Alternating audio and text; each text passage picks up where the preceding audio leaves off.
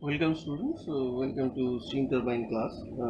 In the last lecture we have learned about the different types of nozzle, flow through nozzle, the velocity of pressure pulse in fluid, the velocity of sound in ideal gas, the stagnation properties, the subsonic and supersonic nozzles, this kind of thing. Now we are going to learn about the critical pressure ratio and choke flow. Now the critical pressure ratio and choke flow, as you can see, it's a convergent divergent type nozzle. This part is called throat. Suppose a flow that is m less than 1, that means subsonic flow is flowing through the nozzle, and so at the outlet we get a supersonic flow, that is m greater than 1. So now let's apply the continuity equation. Okay, that means the mass flow rate, one second, that is the mass flow rate m dot is equals to density into area into velocity. Okay, for a given area, okay, or any cross section, for any cross section of the nozzle or of the duct, convergent divergent duct, we can write the mass flow rate equals to density of that section, area of that section, and velocity at that section. So the mass flow rate by the cross sectional area is equals to density into velocity. Okay, so from another thing, we know that this velocity is equals to the sonic velocity into the Mach number. This thing that we have already know, the Mach number equals to the velocity of the object by the sound velocity. So the the object velocity or fluid velocity equals to sound velocity into Mach number. Okay, so that means V equals to C into M. Another thing, from the previous equations, we can write rho into the value of in case of value of C, uh, we can write root over gamma R T into M. Okay, and from the ideal gas law or gas equation, we can write rho equals to P by RT into root over gamma RT into M. Okay, so from this relation we can write, that is root over gamma by R into M by root T, okay, into P. So from this relation we can write M dot A equals to this root over gamma by R into M by root T into P. Okay, from the this relation, by simplifying we can write this. So again we can substitute the stagnation property into this equation. So by substituting the stagnation properties, we can write gamma by R into this P0 into M by root T, root T0 into T0 by T to the power half into P by P0.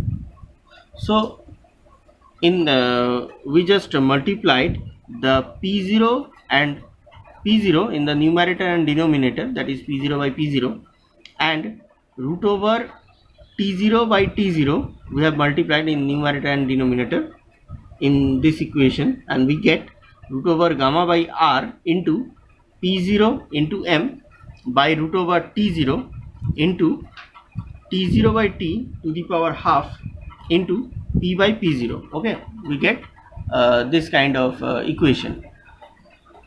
Again, one second. Again, we can substitute the value of p by p0. So we get, that is gamma by r into p0 into m by root over t0 into t0 by t to the power half, and the value of p by p0 in terms of temperature, we can write 1 by t0 by t to the power gamma by gamma minus 1. This relation comes from the adiabatic flow, so we can write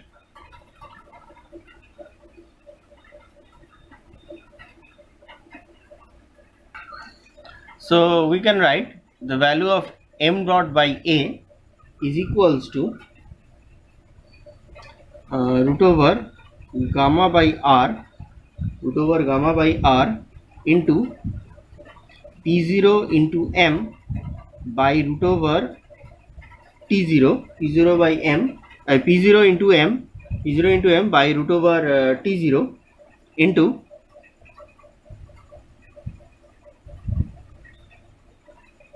one by,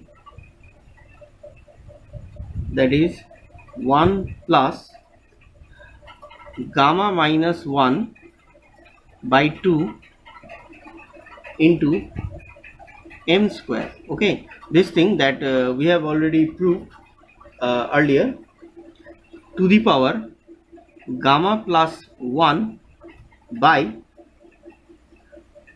2 into gamma minus 1.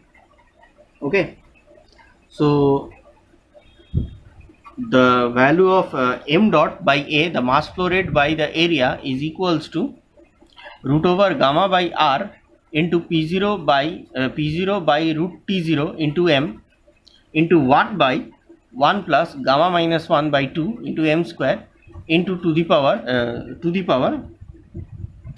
gamma plus 1 by 2 into gamma minus 1. Okay, so this is the equation. So to find out the maximum discharge, okay, we have to differentiate this value, that is m dot by a, we have to differentiate this value with respect to m, because in this equation gamma r, these two are the constant, p0 and t0, these are the stagnation properties, the stagnation pressure and stagnation temperature. So that means these two are also constant. So the value of mass flow rate by the area is only depends on the value of m. This mass flow rate by area, it depends only on the value of m. So to find out the maximum mass flow rate by the area, we have to differentiate this m dot by a with respect to m. Okay, so this is the conditions to find out the maximum discharge per area. We have to differentiate this value with respect to m, so that is equals to ddm of this equation. Okay, and we have to equate this differentiation value is equals to 0, so we get the maximum value. Okay, so now by differentiating this equation and equating it to 0, let's see what we get. So the value that we get by differentiating this thing, that is 1 minus m square into gamma plus 1 by 2 into 1 plus gamma minus 1 by 2 into m square. that is equals to 0. We get this equation by differentiating the above equation with and equating to 0. So we get this thing, and by solving this equation we get m square is equals to 1. By solving this equation we get m square equals to 1, or we can simply write m equals to 1. That means Mach number equals to 1. So the discharge is maximum when m equals to 1. So we can write, so discharge is maximum when m equals to 1. So the discharge is maximum when m equals to 1. Okay, and since the value of v equals to,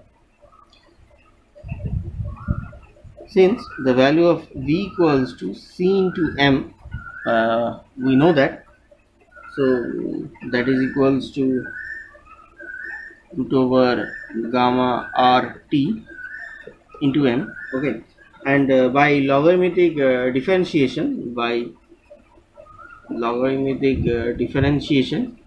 of this equation, we get dv by v is equals to m by dm by m plus half of dt by t. Okay, we get this sort of equation. So again, so this is the equation number 1, say, and we know that the temperature relation, that is T by T0 is equals to 1 plus gamma minus 1 by 2 into m square to the power minus 1. Okay, we know this is the relation. Okay, so again, by the logarithmic differentiation, let's see what we get. So by logarithmic differentiation we get dt by t is equals to gamma minus 1 into m square by 1 plus gamma minus 1 by 2 into m square into dm by m. So let's suppose it's equation number 2. So from the equation number 1 and equation number 2, by substituting the value of equation number 2 into the equation number 1, by substituting the equation number 2 value into equation number 1, we get the value of dv by v. Let's write from 1 and 2. From 1 and 2 we get the value of dv by v is equals to that is 1 by 1 plus gamma minus 1 by 2 into m square into dm by m. This is the value of dv by v that we get.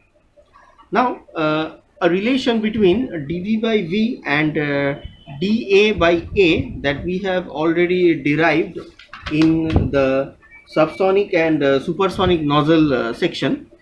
We have already derived the dv by v and dA by A, the dv by v and dA by A relation, and that relation is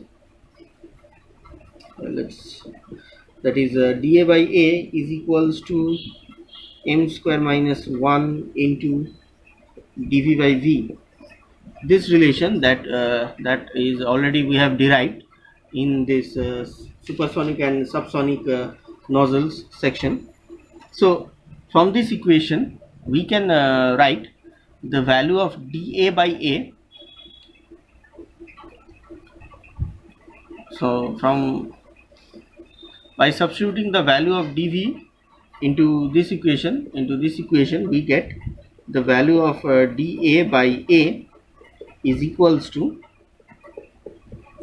that is m square minus 1 into dm by m into 1 plus gamma minus 1 by 2 into m square. Okay, so this is the relation of area and the nozzle area and the Mach number. This is a relation between the nozzle area and the Mach number, very important. Okay, so from this equation we can comment that is when for in case of maximum discharge, that is in case of m equals to 1 is the maximum discharge per area. So for case of maximum discharge we get dA by A is equals to 0. For maximum discharge we get dA by A is equals to 0 from this equation. So that means the value of dA is equals to 0, or we can say A equals to constant. So for maximum discharge the area is constant, and this happens and this occurs only at throat and nowhere else. Okay, in case of convergent divergent nozzle, this maximum discharge happens when the m value is 1, and this occurs only at throat where the area is constant and nowhere else, because in the convergent area in the convergent portion the area is constantly decreasing, and in the divergent portion the area is constantly increasing. So that maximum discharge, that is m equals to 1, is happen only at the throat, that is happens only at the throat. This maximum discharge is only happens only at the throat. Okay, so if the convergent divergent duct acts as a nozzle, the divergent part also, the pressure will fall continuously to yield a continuous rise in velocity. In other words, since we know that the V is equals to m dot by rho into A for a certain mass flow rate, that is m dot, with the decrease of pressure, the density decreases at a faster rate than the rate at which the area increases, as a result of which the velocity continues to increase. And this is true only for compressible fluid. The velocity of gas is subsonic before the throat and becomes sonic at the throat, that means m equals to 1, and when the subsonic till exit, and then it's supersonic till its exit, provided the exhaust pressure is low enough. The reverse situation prevails when the inlet velocity is supersonic. The whole duct then becomes a diffuser for an incompressible fluid. So the convergent divergent duct as a venturi, with the convergent part acting as a nozzle and the divergent part acting as a diffuser. The maximum limiting speed of such a fluid is sonic velocity. Okay, so when the m equals to 1 occurs at the throat, the discharge is maximum and the nozzle is said to be choked. That means at m equals to 1 the discharge is maximum at the throat. So at this situation we say the nozzle is choked and it is incapable of allowing more discharge even with further decrease in exhaust pressure. This discharge is known as critical discharge, and the property of throat under these conditions is called critical properties and designated by the superscript star, that as shown in this figure. For maximum discharge, that is P star by P0. Okay, these two are the pressure, P star by P0. P star is the critical pressure and the P0 is the stagnation pressure. So in a convergent nozzle, the velocity at exit from the nozzle is sonic when the discharge through is at maximum, and exit properties are critical properties. Now the substituting m equals to 1 into the temperature equation. So once again, now substituting the value of m equals to 1 into the temperature equation, that is T by T0 equation, let's see what happened. So that becomes T0 by T star, T0 by T star is equals to 1 plus gamma minus 1 by 2 into 1 square.